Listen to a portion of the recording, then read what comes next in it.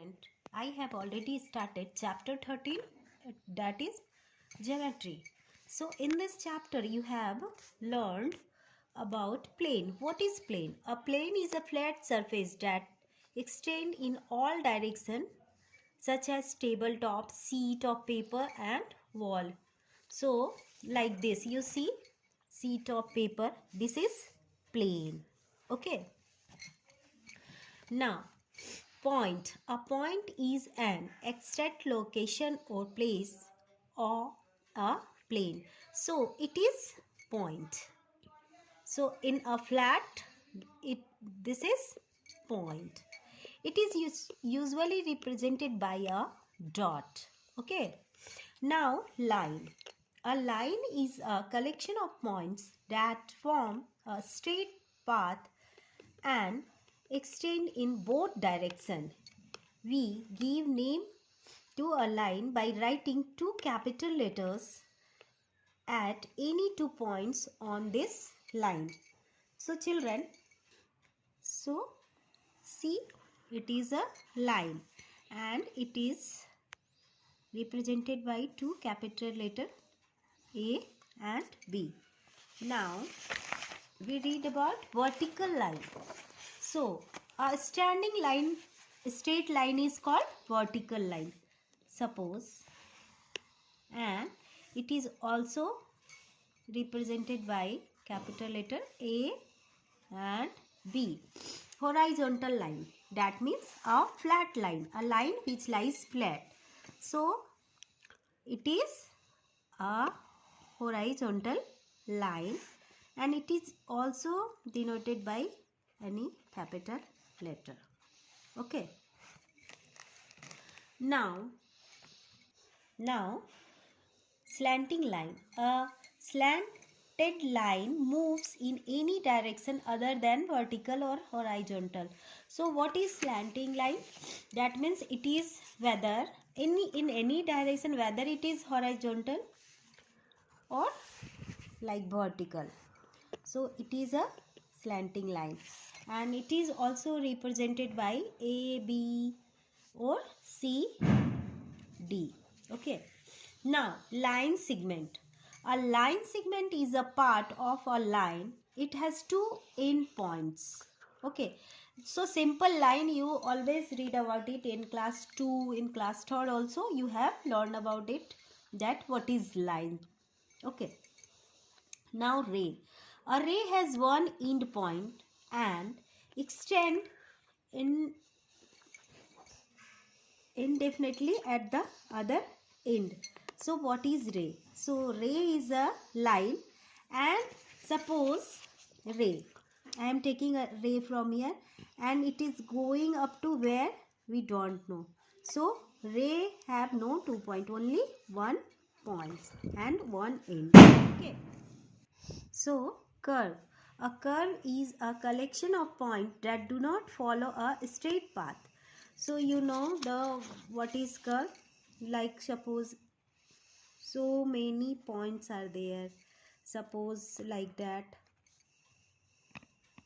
And it is a curve. So after that we learn about angle. So what is angle? An angle is formed when the end points of two rays meet at one point. The point where they meet is called vertex. So what do you understand by it? That two line meet in one point like that and it is called angle. Okay, like A, B and C. Two line meet in one point and this is called angle, and that point is called vertex. Okay. So before starting the chapter, I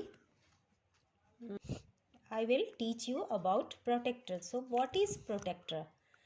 Angle can be measured by D-shaped instrument. So are you seeing, that is D-shaped instrument, which is in your geometry box you will find, and you find out the measurement of angle with this.